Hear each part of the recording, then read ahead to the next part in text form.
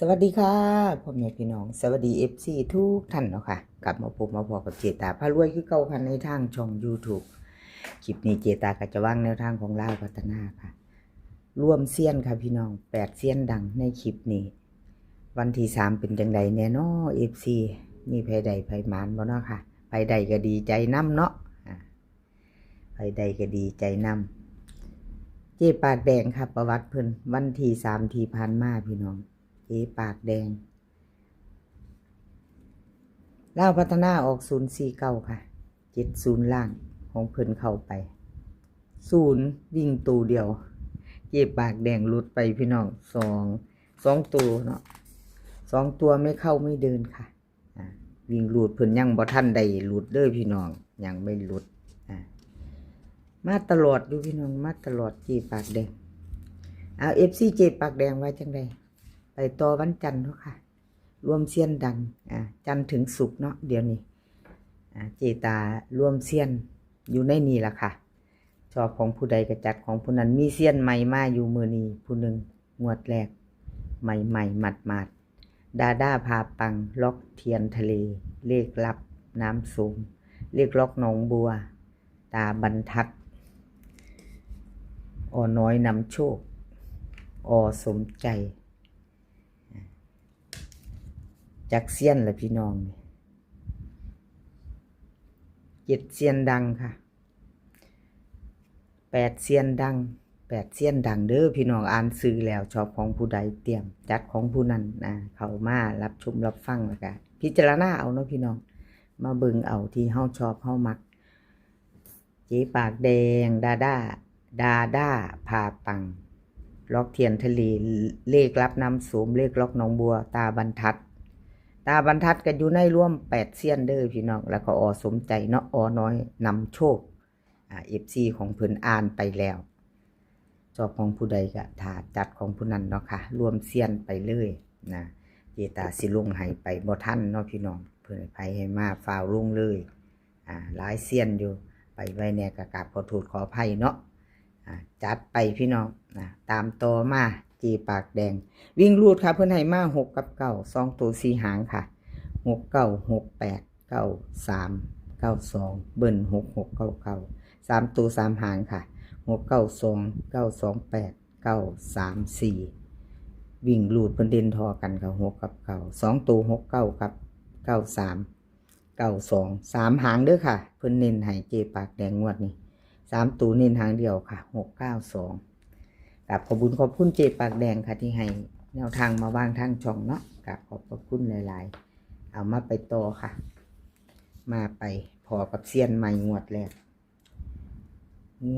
กค่ะของดาด้าพาปังเนาะดาด้าพาปังค่ะงวดแรกของเพิ่นวันจันทร์ที่6ลาวพัฒนาวิ่งรูดเพิ่นให้9ตัวเดียวค่ะ9ตัวเดียวแล้วก็มี97 90 3หางเนาะ97 90 99 3หาง3ตัว2หางค่ะ97 99 90ดาด้าพาปังไผจะลองซิมเบิ่งพี่น้องแนวทางใหม่เซียนใหม่ไผจะลองเบิ่งวันจันทร์แคปหน้าจอไว้ค่ะแคปหน้าจอแล้วไปต่อวันที่6เนาะดาด้าพาปังค่ะไปต่อค่ะวงกลมเพิ่นเน้นเอาบอกเพิ่นเน้น97 90แล้วก็3ตัวเน้น979ค่ะไปต่อล็อกเทียนทะเลค่ะพี่น้องวันที่6มาแล้วล็อกเทียนทะเลลดไปล็อกเทียนหลุดพี่น้องขอโทษขออภัยบ่มาบ่เข้าบ่ปัง2งวดเจตาให้เบิ่งเข้าไป4วันที่2เนาะค่ะ2 4 3เข้าไปวิ่งรุดค่ะ2งวดติดล็อกเทียนทะเลรุดแล้วรุดเลยFC กับขอโทษขออภัยแทนเพิ่นเนาะค่ะเอามาไปต่อวิ่งรุดเพิ่นให้มา6กับ1ค่ะ2ตัว4หาง6 1 6 2 6 2 4 1 5เบิ้ลค่ะ6 6กับ1 1 3ตัวค่ะ1 6 1 1 6 2 1 1 5 วิ่งรูดดินเด้อค่ะ6กับ1 2ตัวค่ะ6 1กับ2 4 3ตัว1 6 1นะใครจะต่อกับเพิ่นล็อกเทียนทะเลแคปหน้าจอค่ะพี่น้องวันที่6มื้อนี้เป็นวันเสาร์เนาะเดี๋ยวตาลงนี้ก่อนลงวันเสาร์มื้อนี้ไปต่อค่ะเด็กรับน้ำส้มก็หลุดไปเด้อพี่น้องขอโทษขออภัยแทนเพิ่นหลุดไปเล่าพัฒนาวันที่3049 3ตัวบน70ล่างค่ะของเพิ่นวิ่งหลุดก็หลุด2ตัวไม่เดินไม่มาเนาะค่ะล็อกน้ำส้มหลุดทั้ง2งวดพี่น้อง2งวดติดหลุดแล้วหลุดเลยเนาะ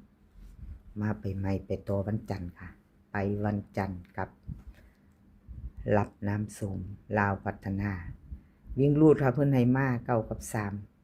2ตัว4หางค่ะ9 3 9 2 3 7 3 8เบิ้ล9กับ33ค่ะ3ตัว3หาง9 3 8 3 9 2 3 3 7วิ่งรูดพันดินทอกันเด้อค่ะ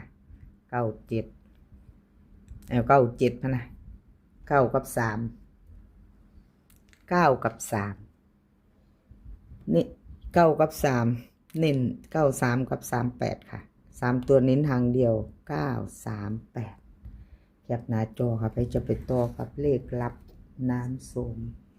กราบขอโทษขออภัยค่ะแนวทางเป็นรุดเนาะพี่น้องหลุดไปกับขอโทษขออภัยหลายๆคลิปนี้8เสี้ยนดังเด้อค่ะปูตาอ่านซื้อไปแล้ว2 รอบ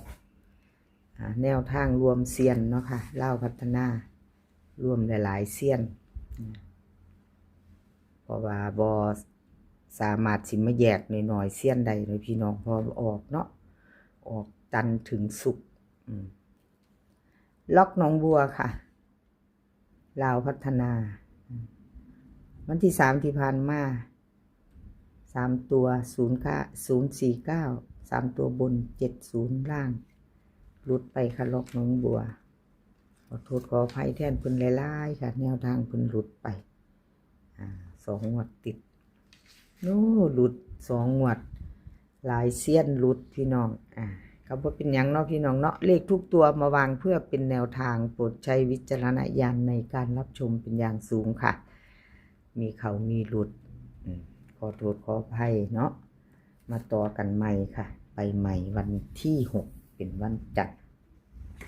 ของล็อกหนองบัวเนาะค่ะวิ่งหลุดไปในมา6กับ2ตัว4หาง9 2 6 2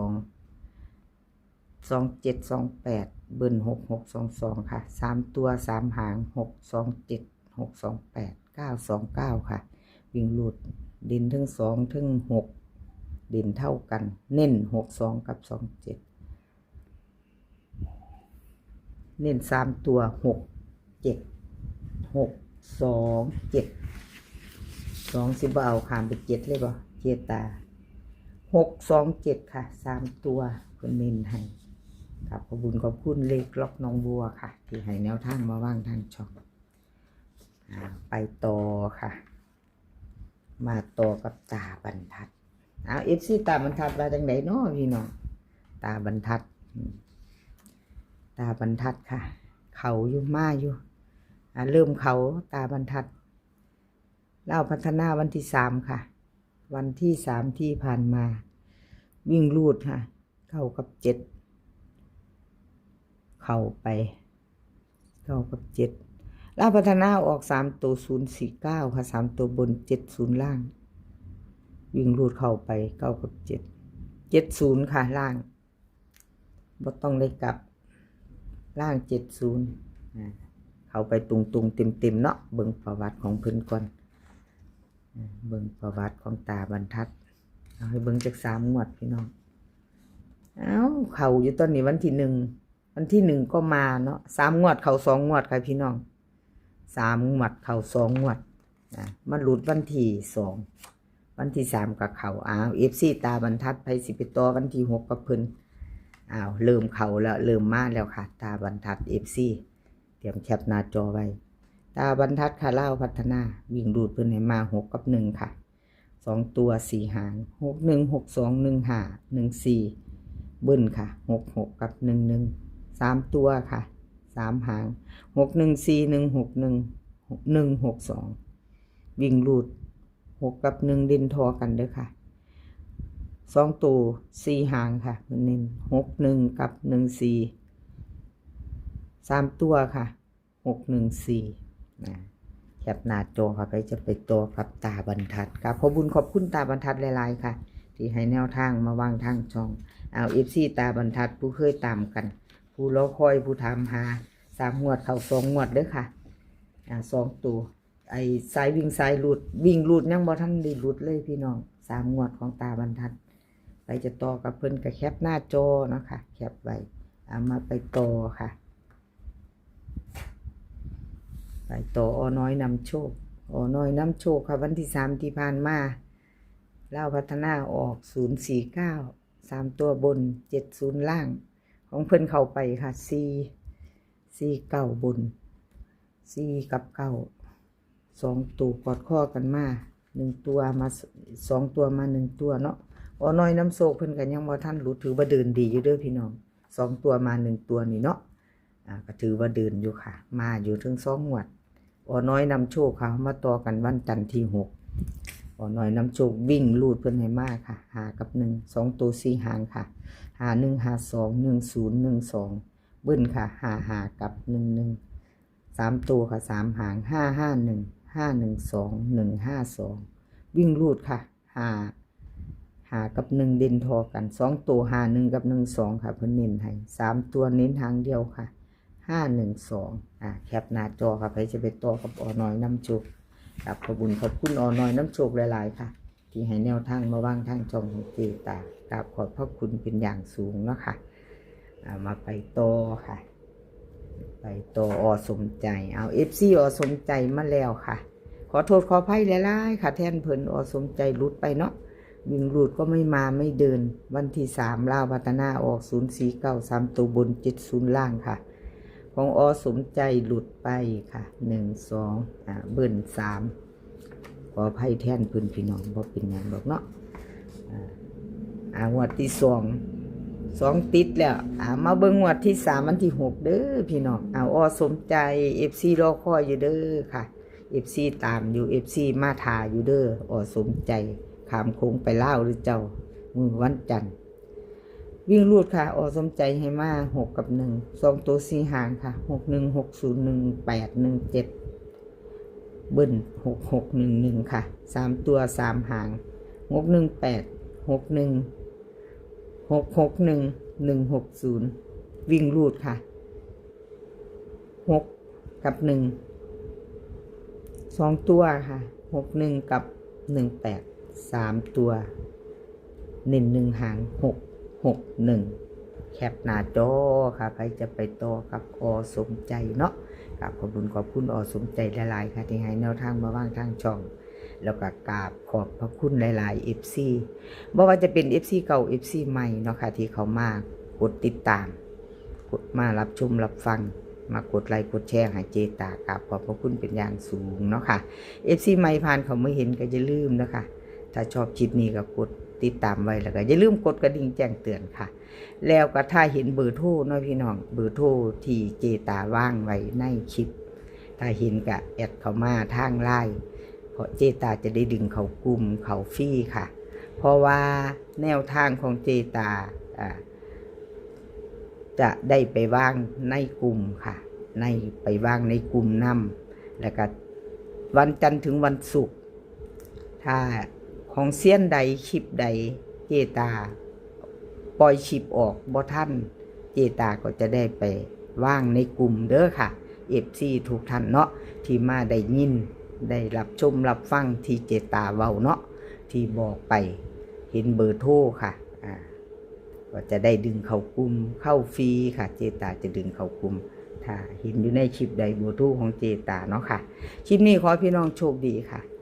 โชคดีกับเราพัฒนาวันจันทร์ที่6โชคดีกันทุกคนมื้อนี้ก็ขอให้มีความสุขขอให้สุขภาพร่างกายแข็งแรงค่ะเดินทางไปไสก็ขอให้ปลอดภัยเดินทางไปขอให้มีโชคค่ะกลับมาขอให้มีชัยคลิปหน้าพอกันใหม่คลิปนี้ก็สวัสดีค่ะ